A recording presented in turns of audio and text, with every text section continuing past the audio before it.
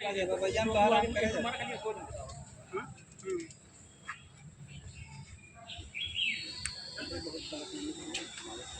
हिलाओ देखा है हिलावट तन की साइड हो जाए। हाँ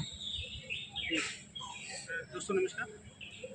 एक बार पुणे से मेरे चैनल पर सभी देशवासियों का हार्दिक स्वागत है। एक बड़ी खबर, दर्दनाक खबर जनपद जौनपुर में इस समय बहुत तेज़ी से चल रही है और लगभग सभी यूट्यूब चैनलों से आप लोग लगातार देख रहे हैं। आइए वही प्यार मोहब्बत की खबर है जो थाना सराय ख्वाजा के अंतर्गत ग्राम पतरौड़ा की कहानी है। ये काजल प्रजापति जी हैं और लगभग 3 साल पहले इन्हें जनपद जौनपुर से प्रेमी मिलता है, मिथिलेश गौतम, जो इन्हें प्यार मोहब्बत का झांसा देता है। इनके हस्बैंड तब जीवित थे, उसके कुछ दिनों के बाद इनके हस्बैंड की मृत्यु हो गई थी। वो टीबी के पेशेंट थे। एक बच्चा इनके हस्बैंड से यानी इनकी शादी हुई थी उनसे पैदा हुआ था। दूसरा बच्चा मिथिलेश से पैदा हो जाता है और मिथिलेश अब तक लगातार इनके साथ था। पिछले महीनों में कुछ विवाद हुआ, कुछ अनबन हुआ, कुछ दूरियां बढ़ी और लगातार आप दोनों में आने ना करें तो हार ऐसे कर दे दें। दोस्तों नमस्कार। एक बार पुणे से हमारे YouTube चैनल पर आपका हार्दिक स्वागत है। जनपद जौनपुर में खड़ा हूँ और लगभग ये फ्रेम में दिखने वाला चेहरा आज चौथे दिन लगातार सभी यूट्यूब चैनलों से आपके बीच में दिखाई पड़ रहा है। ये काजल प्रजापति जी हैं, रायबरेली जगतपुर थाने की रहने वाली हैं।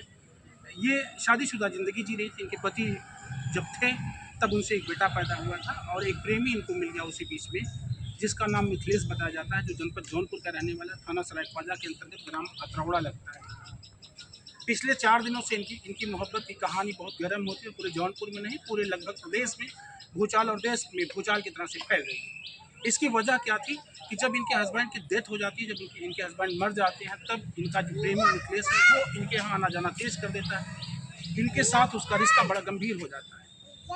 इसी दौरान एक बेटा भी मिथिलेश से पैदा होता है, जैसा इन्होंने पिछले वीडियो के बयान में कहा है कि मुझे एक बच्चा मिथिलेश से पैदा हुआ है। यानी ये 2 बच्चों की माँ है और जनपद जौनपुर में न्याय के लिए भटक रही है। मिथिलेश के दरवाजे पर आई थी 2 दिनों तक। गांव वालों के कहने पर गांव वालों ने साथ देने का वादा किया था। ये उनके लगातार मिथिलेश के दरवाजे पर बैठी थी। मिथिलेश ताला बंद करके घर से फरार था। अभी मिथिलेश अपनी पहली वाली पत्नी के साथ आया है। कल इनसे मारामारी गांव में हुई, विवाद भी हुआ और पुनः से 112 नंबर का सहारा लेकर के उस गांव के पूर्व प्रधान फकरे आलम जी ने जो है इनको और मिथिलेश को, मिथिलेश की पहली पत्नी को और गांव के कुछ सदस्यों को लेकर के थाने पहुंचे। थाने पर शाम 5 बजे तक इनको बैठाया गया था। इसके बाद क्या घटना घटी है थाने से लेकर के अब तक, जब हम एसपी कार्यालय में मौजूद हैं, जब हम रिपोर्टिंग कर रहे हैं, तब तक क्या हुआ है ये सीधी बात करते हैं और आप तक पहुँचाते हैं। मिथिलेश राइट मोड में कर लेना। यार तुम मत बोला करो मत। काजल, जब तुम्हें पुलिस कल थाना सराय ख्वाजा लेकर के आई तब तुम्हारे साथ क्या हुआ?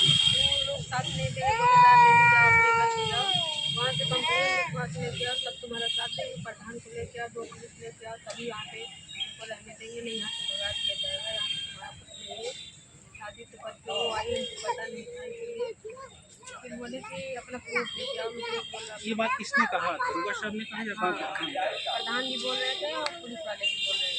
पुलिस वाले बोले कि अपने गांव जाओ लौट करके और वहाँ से अपना एक FIR कागज लेकर के आओ और फिर पुलिस लेकर के वहाँ से आओ, तब यहाँ रह नहीं पाओगे। हाँ, फिर क्या कितनी देर तक वहाँ पंचायत चली थी थाने में? वो शाम को 5-6 बज गया था। गांव के लोग, तमाम लोग कह रहे थे तुम्हारा साथ देंगे। फिर कौन दे रहा था मेरे साथ? तुमको नहीं जाना है वहाँ पे, तुमको यहीं पे रहना है, तुमको नहीं जाना, तुम यही चीज़ बोलना कि मेरे को नहीं जाना है। गाँव के लोग भी ये बोल रहे थे कि मतलब कि तुमको नहीं जाना है, नहीं जाना है, अगर नहीं तुमको रखेगा तुमको गाँव में अपना ज़मीन दिलवाएंगे, तुमको अपने गाँव में रखेंगे, लेकिन वहाँ पे नहीं जाना। जब तुम्हारा इतना पढ़ाई परेशानी होने की चीज़ है, अब तुम वहाँ से कौन सा मुँह लेके जाओगे, कौन सा प्यार का बहाना लेके जाओगे, कैसे तुम वहाँ पे रहोगी, कैसे क्या करोगी?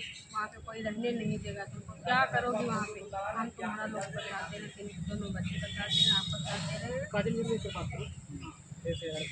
उसके बाद में बोले कि तुम आइए, यहाँ आइए, बोले तुम्हारा साथ दे रहे हैं, पूरा गाँव साथ दे रहा है मेरा, और पुलिस वाले प्रधान नहीं साथ दे रहे। पहले तक तो साथ देते थे कि यहाँ रखवाएंगे, लेकिन कल के डेट में जब मिथिलेश की वाइफ आई तो वो मेरा साथ छोड़ा।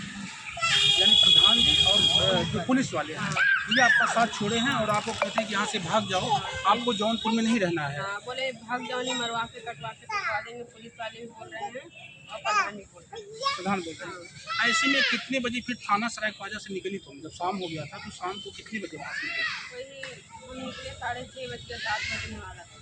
7 बजे वहाँ से निकली। हाँ, फिर वहाँ से कहाँ चली गई? रात कहाँ गुजरी थी? रात हमारी रोड पे गुजरी। फिर रात भर सड़क पर थी, यानी 2 रात तुमने सड़क पर गुजारे। जब पहले दिन आई थी जौनपुर में तब थाना के सामने बैठ कर के पूरी रात गुजार दी। हाँ। और कल भी जो है, कल जब थाने वालों ने इसे वहाँ से भगाया तो ये लड़की रात भर फिर सड़क पर गुजार दी, यानी 2 बच्चों के साथ एक 23 साल की महिला जनपद जौनपुर की सड़कों पर ठोकरें खा रही है। प्रशासन के सामने दरवाजे पर पहले दिन जब ये आई थी तो थाना सराय ख्वाजा के गेट पर ये मौजूद रही और पूरी रात 9 बजे से लेकर के 4:44 तक भोर तक ये लगातार सराय ख्वाजा थाने गेट के सड़क के उस पार बैठी रही, जैसा इसने बताया था। और फिर कल शाम को 7 बजे थाने के लोग ने कहा कि आप बरेली चली जाओ, यहाँ नहीं वहाँ रुकना। से हमको बस पकड़ा दिया गया, ऑटो पकड़ा दिया गया था। बोले यहाँ से चले जाओ, नहीं तो मरवा। तुम कहाँ उतर गई? ऑटो से आने के बाद तुम्हें पता है, कुछ ख्याल आया कहाँ उतरी थी? हमको यहाँ पे कुछ नहीं पता है।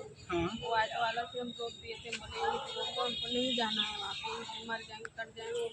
अच्छा है, लेकिन अब हम वहीं पे नहीं जाएंगे। फिर इसके बाद जब तुम जहाँ उतर गई फिर वहीं से वही सड़क पे रह गई रात भर। हाँ वही। फिर अब इस समय जब तुम्हें एसपी के यहाँ आना था तो किसने बताया कि तुम एसपी कार्यालय चलो, एसपी के यहाँ जाओ, एसपी बात क्या कही? कोई नहीं बोला था हमें, वहाँ पुलिस वाले बोल रहे थे। अच्छा। मतलब जहाँ जाना है तुमको, जो करना है वो चीज़ करो, हम तुमको यहाँ पे रहने नहीं यहाँ आने के बाद एसपी कार्यालय में जब आती हो तो एसपी साहब से आपकी मुलाकात हुई, मिलने दिया वहाँ? मिलने नहीं दिए। क्या बोले? नहीं मिल कहीं, मतलब वहीं से रोक दिया गया था, वहीं पे मेरा वो कागज ले लिए थे, आगे नहीं जाने दिए। कौन लिया था? अच्छा, एक मैडम ने, उनका नाम याद है? नहीं हमको नाम आपको। अच्छा, फिर उन्होंने कहा एसपी साहब से नहीं मिलना आपको, हाँ, कागज़ आपका ले लिया। कागज ले लिए। पूरी बात आपने उनसे अपनी बताई थी? पूरी बात बताएं, कुछ सुनी नहीं है हमारी, अच्छा, कुछ भी नहीं सुनी। कुछ भी नहीं सुनी। अभी आप क्या समझ रही हो, अब क्या करोगे? आगे का क्या परिणाम आपका है? क्या सोच रही हो, किस सोच रही हो किसका परिणाम है? यही सोच रहे हैं, हमको वहीं पे जगह दिलवा दीजिए कहीं पे, हम उसके गांव में उसके घर पे गुजार देंगे। कि किसी गांव में ऐसी जगह मिल जाएगी, कैसे संभव हो सकता है? मुझे लगता है कि जगह मिलेगी तो प्रशासन का काम है। गाँव तो वाले ये बोल रहे थे कि हम अपना जगह दिलवाएंगे। अभी गाँव वाला कोई तुम्हारे साथ यहाँ खड़ा है? नहीं, कोई नहीं, कोई नहीं है। गाँव का प्रधान है तुम्हारे साथ? नहीं, कोई नहीं है। तुम्हारा जो प्रेमी है मिथिलेश वो तुम्हारे साथ है? नहीं, कोई नहीं। कोई नहीं तुम्हारे पास। तो ऐसे में सिवाय प्रशासन के क्या लगता है तुम्हें गाँव में कोई जगह दिलवा सकता है? कैसे क्या करोगे? क्या फैसला ले सकती हो? कोई नहीं दिलवाएगा। तो फिर निर्णय क्या होगा तुम्हारा? फैसला क्या होगा? क्या करोगे? जा रहे हैं, ट्रेन के कट मर जाएंगे, कहीं नहीं जाना। जाओगे नहीं? पूरी स्टोरी लगभग आपके सामने चल रही होगी, आप सारे लोगों ने पूरी स्टोरी को सुन लिया होगा। ये काजल प्रजापति है, रायबरेली की रहने वाली, जगतपुर थाना लगता है। वहीं से 3 साल पहले मैंने पहले बताया कि मिथिलेश नाम के प्रेमी से मुलाकात होती है, प्यार मोहब्बत होता है। ये विधवा थी, उस समय नहीं थी, लेकिन मोहब्बत के दौरान ही इसके पति की डेथ हो जाती है, विधवा हो जाती है।